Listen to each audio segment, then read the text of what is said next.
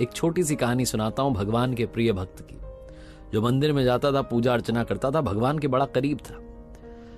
एक दिन उसने भगवान से कहा कि भगवान, आप कब तक यहां मूर्ति बन के खड़े रहेंगे?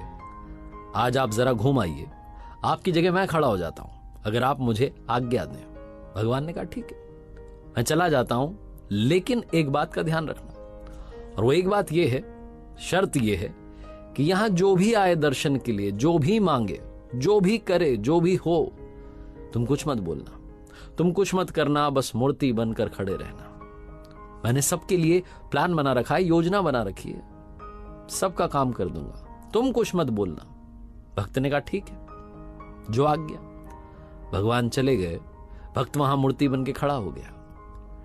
भक्त आते रहे, जाते रहे दर्शन के लिए। एक व्यापारी आया, प्रणाम किया, प्रणाम करके जब पलटा तो उसकी पॉकेट में से, उसकी जेब में से पर्स गिर गया। व्यापारी ने ध्यान नहीं दिया, वो चला गया। व्यापारी के जाने के बाद में एक गरीब व्यक्ति वहां आया, भगवान को प्रणाम करने लगा और गिड़गिड़ाने लगा, कहने लगा कि भगवान, मेरे घर में खाने के लिए कुछ नहीं है, बाल बच्चे भूखे हैं, कुछ कृपा कर दीजिए, कहीं से पैसा मिल जाए।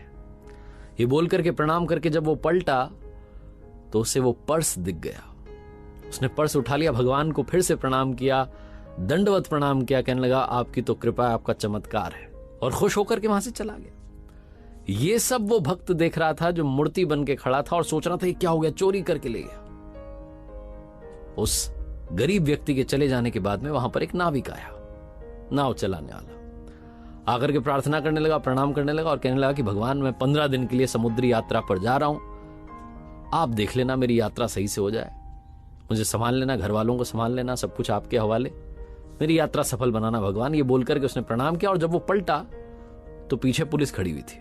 वो व्यापारी खड़ा हुआ था जिसका पर्स गिर गया था, वो आरोप लगा रहा था कि इस नाविक ने वो पर्स चुराया क्योंकि मेरे बाद में ये आया है।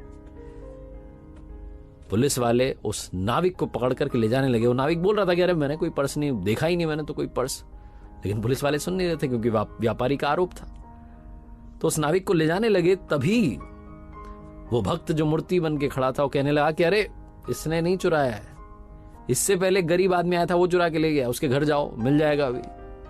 पुलिस वाले पहुंच गए उस गरीब आदमी के घर, उसके घर से पर्स मिल गया, उसको पकड़ के ले गए, जेल में बंद कर दिया। नाविक जो था वहां से चला गया। शाम में भगवान आए। भगवान आए तो उस भक्त ने उनको सारी बात बताई कि भगवान आज ये सब हुआ।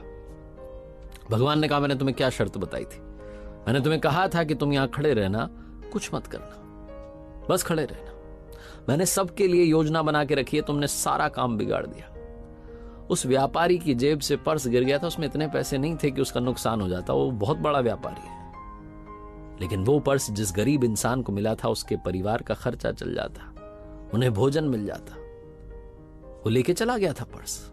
उसके बाद जो नाविक आया था, वो नाविक जिस 15 दिन की यात्रा पर जाने की बात कर रहा था, वहां भयंकर तूफान आने वाला था, उसकी जान जानी पक्की थी, उसकी पत्नी विधवा हो जाती, इसीलिए मैंने योजना बनाई थी।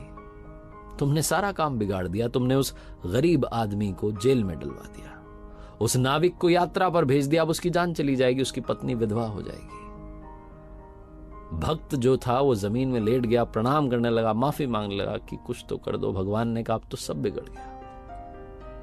छोटी सी कहानी, लेकिन सार ये है कि प्रभु ने सबके लिए प्लान बनाया हुआ है, योजना बनाई हुई है।